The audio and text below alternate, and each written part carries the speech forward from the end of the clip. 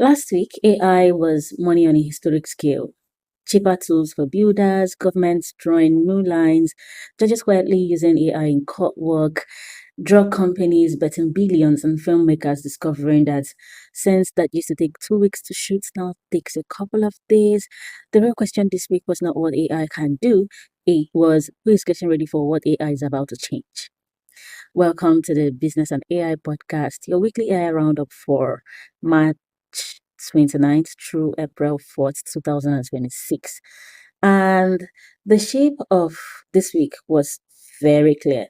The frontier got richer, the tools got cheaper, the rules got sharper, and the real world uses got harder to ignore. Let's start at the top because the number itself almost doesn't sound real. OpenAI says it closed a $122 billion funding round at the $852 billion post-money valuation, and Reuters called it likely the biggest fundraising round in Silicon Valley history. So this is not just a company getting bigger. This is a signal that investors believe AI is becoming foundational infrastructure, not just like cloud computing or smartphone. This is more than just a passing software trend. And for everyday people, the lesson is simple. The flood of AI tools into regular jobs is not slowing down. So this is the moment to get useful with AI where you already work, because AI fluency is gradually becoming the new baseline. But here's what made the week more interesting. While OpenAI showed just how expensive the frontier has become, Google spent the whole week making a very different argument. Maybe the bigger opportunity is making AI cheaper to actually use. That's Google's whole argument last week. Google introduced Flex and Priority Inference tiers for Gemini API.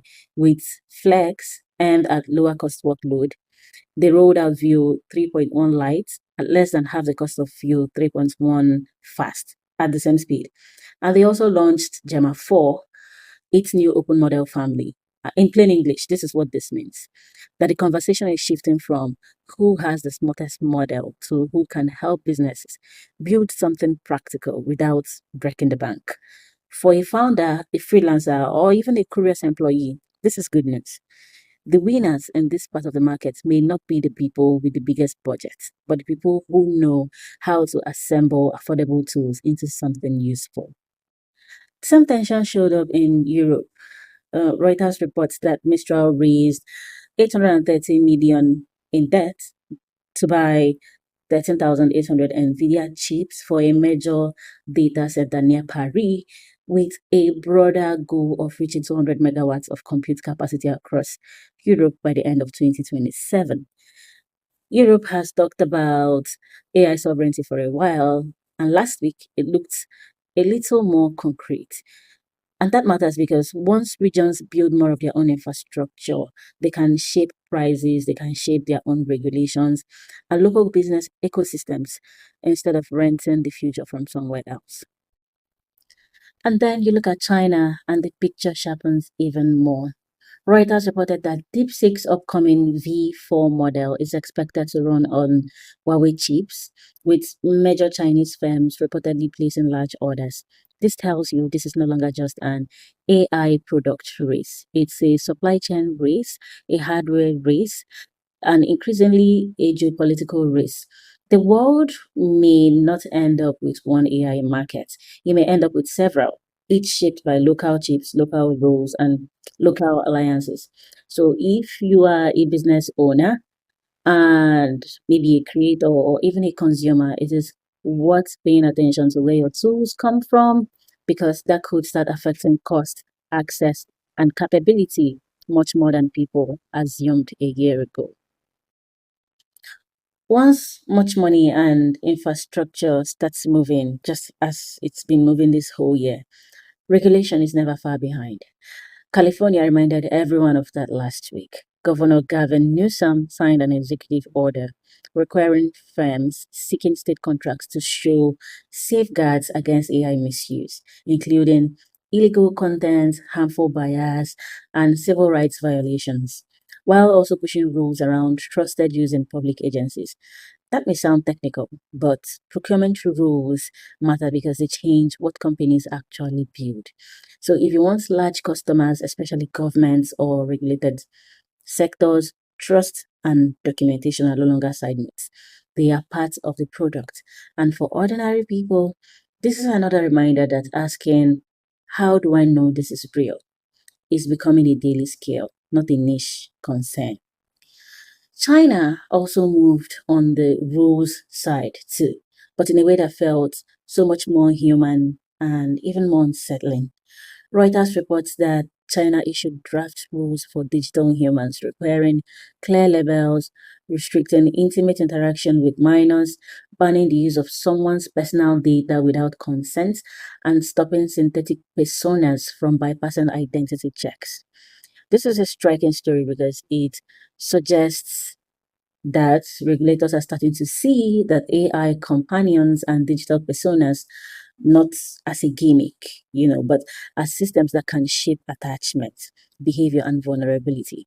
In other words, one of the next big AI risk may not look like a fake photo at all. It may look like a convincing relationship, a persuasive avatar, or a friendly assistant that knows exactly how to pull someone in. Last week, Anthropic signed a memorandum of understanding with the Australian government to cooperate on AI safety research, share economic data on AI adoption, and support Australian national AI plan, alongside a 3 million Australian dollar in research partnership. And this matters because it shows that governments are no longer asking about how to restrain AI. They are also asking about how to measure it, how to track its level effect, and how to position their own economies around it. And this is a much more useful question, even for regular people too. Not is AI coming, AI is already here. The better question is, what parts of my work can be sped up, and which parts become more valuable because they are still deeply human? And that brings us to one of the clearest examples from last week of AI moving from, beyond charts into hard industry. Eli Lilly expanded its work with in silico medicine in a deal worth up to $2.75 billion, centered on AI powered drug discovery and exclusive rights to develop certain oral drug candidates now in preclinical development. Drug development is incredibly slow, expensive, and brutally high stakes. So, when a major pharmaceutical company puts that kind of money behind an AI collaboration, it tells you something important. The real business value of AI is increasingly showing up where problems are costly, technical, and painfully inefficient. For viewers, this is a good rule of thumb. Look for AI not just where it is flashy, but where it removes friction from expensive, difficult work. This is usually where the biggest value hides. Then came one of the quieter stories of the week and possibly one of the most revealing. Reuters reported that 60% of US federal judges are using at least one AI tool in their work, mostly for things like legal research, document review, and editing. That does not mean judges are handling rulings to machines. It simply means that AI is already entering institutions where the buy is not novelty, but trust. And once that happens, the center of conversation changes. We stop asking whether AI is real and start asking how much oversight, training, and transparency are enough. Even if you never touch a chatbot at work, you're still going to live inside institutions that do. If courts showed AI entering a high trust institution, India showed AI entering culture at scale.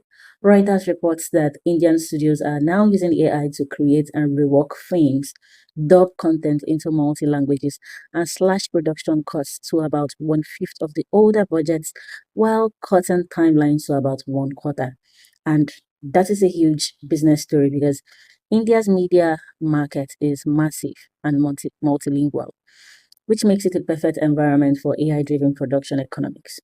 But it is also a social story because when content gets much cheaper to produce, the value of pure output falls and the value of taste of judgment, of cultural nuance rises. So for creators watching this, the play may not be make more, it may be make better, it may be edit smarter, and it, just bring the kind of context a machine still cannot fake well. By this point, you could feel the pattern of last week, and then the Federal Reserve gave it numbers. In a note published April 3rd, the Fed said that about 18% of firms had adopted AI by the end of 2025, and that about 41% of labor force reported work-related generative AI use. That is the macro backdrop behind everything else we just talked about. AI is no longer sitting in a few experimental corners. It's spreading unevenly, but it's spreading. So the smartest way to think about this is probably not fear, not hype, it's positioning. Where does AI save you time? Where does it improve your output? Where does your human edge still matter so much that it becomes more valuable and not less? And finally, the reality check, because every AI boom story eventually runs into the physical world. Reuters reported that big tech's planned $635 billion in 2026 AI infrastructure spending faces pressure from rising energy costs and broader instability, according to S&P Global.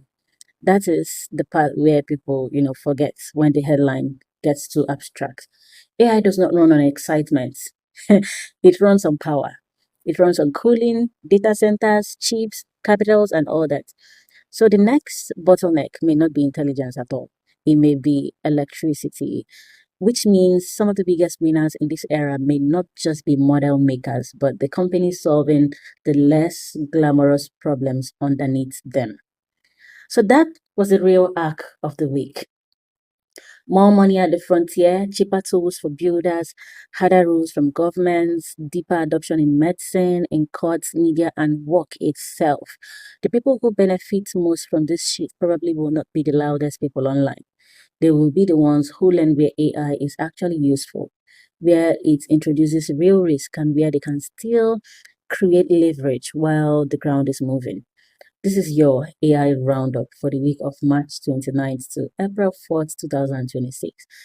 Please like, comment, subscribe for a weekly AI roundup that you can actually digest and personalize.